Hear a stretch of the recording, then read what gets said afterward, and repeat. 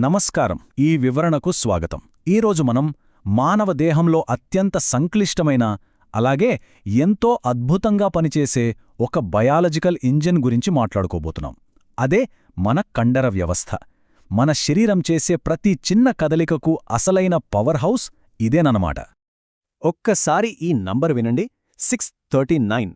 అవునండి, ఒక వయోజన మానవ శరీరంలో దాదాపు 639 వేర్వేరు కండరాలుంటాయి. మనం క్యాజువల్గా నిలబడాలన్నా, నడవాలన్నా లేదా జస్ట్ ఒక చిన్న స్మైల్ ఇవ్వాలన్నా సరే ఈ 100లాది కండరాల భారీ నెట్వర్క్ ఎంతో పర్ఫెక్ట్గా పనిచేయాల్సిందే. సరే, ఇక ఏమాత్రం ఆలస్యం చేయకుండా అసలు విషయంలోకి వెళ్దాం. కండర వ్యవస్థ పరిచయం, వాటిలోని రకాలు, సంకోచం వెనుక ఉన్న మెకానిక్స్, ఆ కండరాలకు కావలసిన శక్తి, వ్యాధులు, అలాగే వ్యాధి నిర్ధారణ గురించి వరుసగా తెలుసుకుందాం. ముందుగా మన కండర వ్యవస్థ గురించి, ఈ జీవయంత్రం యొక్క బేసిక్ నిర్మాణం గురించి పరిచయం చేసుకుందాం. ఈ అద్భుతమైన ఇంజిన్ను అర్థం చేసుకోవడానికి సైన్స్లో ప్రత్యేకమైన విభాగాలు కూడా ఉన్నాయి తెలుసా? కండరాల గురించి, వాటి నిర్మాణం గురించి చదివే శాస్త్రాన్ని మయాలజీ లేదా సార్కాలజీ అంటారు. అలాగే అసలీ కండరాలు మన శరీరంలో కదలికలను ఎలా సృష్టిస్తాయి అని ప్రాక్టికల్గా అధ్యయనం చేసే విభాగాన్ని కైనేసియాలజీ అంటారు. అంటే యంత్రం డిజైన్ గురించి ఒకటి చెబితే అది పనిచేసే తీరు గురించి మరొకటి చెప్తోందన్నమాట. ఇప్పుడు మనం తెలుసుకోబోయే ఒక ఆసక్తికరమైన విషయం ఏమిటంటే, ఈ యంత్రం డిజైన్లోని వేరియేషన్స్. మన శరీరంలో అత్యంత పెద్ద కండరం పిరుదుల భాగంలో ఉండే గ్లూటియస్ మ్యాగ్జిమస్. మరి అతి చిన్నది ఎక్కడుందో తెలుసా? మన చెవిలో ధ్వని తరంగాలను నియంత్రించే స్టెపీడియస్. ఇక అతి పొడవైన కండరం తొడభాగంలో ఉండే సార్టోరియస్. కానీ ఇక్కడ ఒక సర్ప్రైజింగ్ ఫ్యాక్ట్ ఏంటంటే, మన శరీరంలో అతి బలమైన కండరం మన చేతుల్లోనో కాళ్లలోనో లేదు, మన దవడలో ఉండే మ్యాసిటర్. మనం ఆహారం నమిలేటప్పుడు ఇది ఊహించని రేంజులో శక్తిని ప్రయోగిస్తుంది. అసలు ఈ కండరాలు మన శరీరంలో ఎంత స్పేస్ తీసుకుంటాయో ఎప్పుడైనా ఆలోచించారా? ఒక సాధారణ మనిషి మొత్తం బరువులో సుమారు 40% బరువు కేవలం ఈ అస్థి కండరాలదే ఉంటుంది. దీన్ని బట్టి ఈ సిస్టమ్ మన బాడీలో ఎంత మ్యాసివ్గా ఉందో మనం ఊహించుకోవచ్చు. సరే, ఇప్పుడు రెండో విభాగంలోకి వెళ్దాం. కండరాలలో 3 రకాలున్నాయి. ఈ మొత్తం వ్యవస్థను నడిపించే ఆ వివిధ రకాల మోటార్లేంటో చూద్దాం. మన బాడీలో కండరాలు ప్రధానంగా 3 రకాలు. మొదటిది అస్థి కండరాలు, అంటే స్కెలిటల్ మజిల్స్. ఇవి నేరుగా ఎముకలకు అతుక్కుని ఉండి మన ఇష్టానుసారం చేతులు, కాళ్ల కదలికలకు సహాయపడతాయి. రెండవది నునుపు కండరాలు లేదా స్మూత్ మజిల్స్. ఇవి మన కంట్రోల్లో ఉండవు. జీర్ణాశయం, ప్రేగుల ద్వారా ఆహారాన్ని ముందుకు నెట్టడం లాంటి ఇంటర్నల్ పనులను ఇవి సైలెంట్గా చేసుకుపోతాయి. ఇక మూడవది చాలా స్పెషల్ అయిన హృదయ కండరాలు. ఇవి కేవలం గుండెలో మాత్రమే ఉంటాయి. ఇవి చూడటానికి అస్థి కండరాల్లాగా రేఖలను కలిగి ఉన్నా సరే, నునుపు కండరాల వలె మన ప్రమేయం లేకుండా నాన్ స్టాప్గా ఆటోమేటిక్గా పనిచేస్తూనే ఉంటాయి. ఇక మూడవ విభాగం, సంకోచం వెనుక ఉన్న మెకానిక్స్.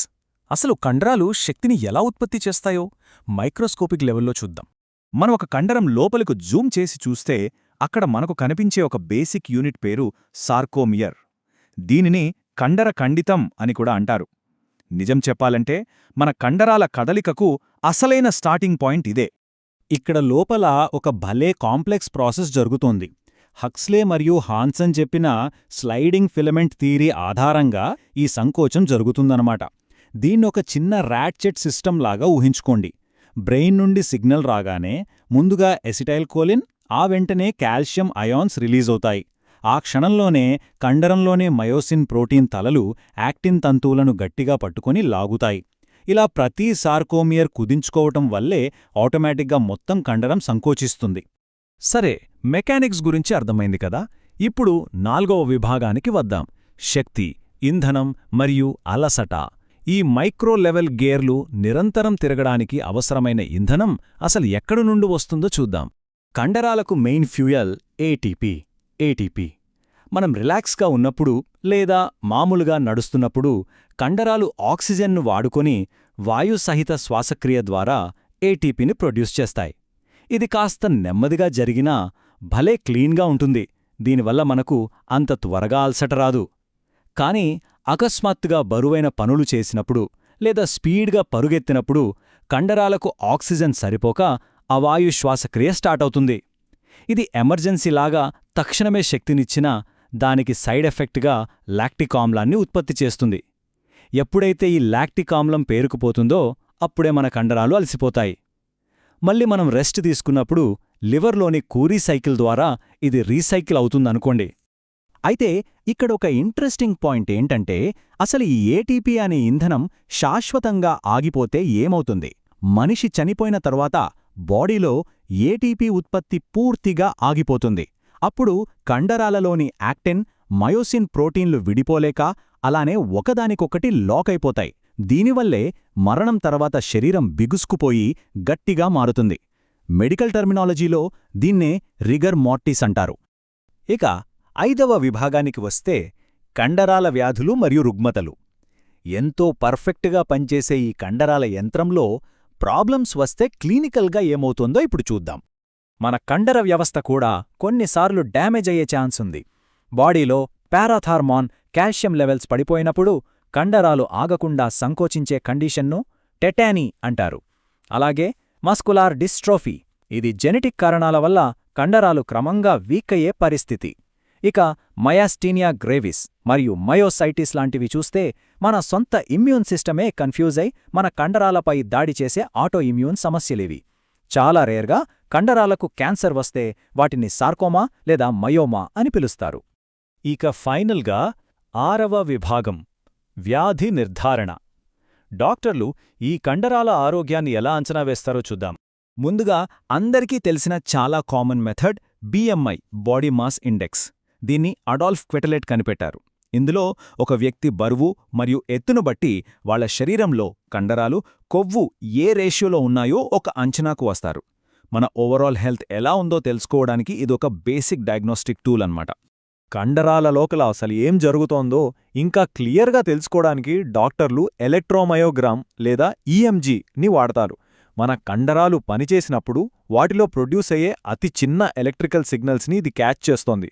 ఈ జీవయంత్రంలోని ఎలక్ట్రికల్ స్పార్క్స్ కరెక్ట్గా ఫైర్ అవుతున్నాయో లేదో డైరెక్ట్గా చెక్ చేయడానికి ఇది భలే ఉపయోగపడుతుంది. ఇక మరణం తర్వాత ఈ బాడీని పరిశీలించే విధానంలో ఒక చిన్న డిఫరెన్స్ ఉంది. ఒక మనిషి చనిపోయిన తర్వాత ఇంటర్నల్గా కండరాలకు ఏమైనా డ్యామేజ్ జరిగిందా లేదా అసలు మరణానికి కారణం ఏంటి అని తెలుసుకోవడానికి పాథాలజిస్టులు చేసే పోస్ట్మార్టం పరీక్షను అటాప్సీ అంటారు. అదే ఒక జంతువు చనిపోతే దానికి చేసే పోస్ట్మార్టం పరీక్షను నెక్రోప్సీ అంటారు. ఈ బయాలజికల్ ఇంజన్ యొక్క ఫైనల్ జర్నీని స్టడీ చేయడానికి ఇవి హెల్ప్ అవుతాయి. సో మనం ఈ ఎక్స్ప్లెయినర్ ముగింపుకు వచ్చేసాం. ఒక్కసారి ఆలోచించండి, మనం సింపుల్గా వేసే ఒక్క అడుగు వెనుక లేదా జస్ట్ ఒక చిన్న చిరునవ్వు వెనుక దాదాపు 600కు పైగా కండరాలు ఒక మ్యూజికల్ సింఫనీలా ఎంత పర్ఫెక్ట్గా కలిసి పనిచేస్తున్నాయో కదా. మన బాడీలో ప్రతి సెకనుకు జరుగుతున్న ఈ నాన్ స్టాప్ మెకానికల్ మిరాకిల్ని చూస్తే నిజంగా మైండ్ బ్లాక్ అవుతుంది.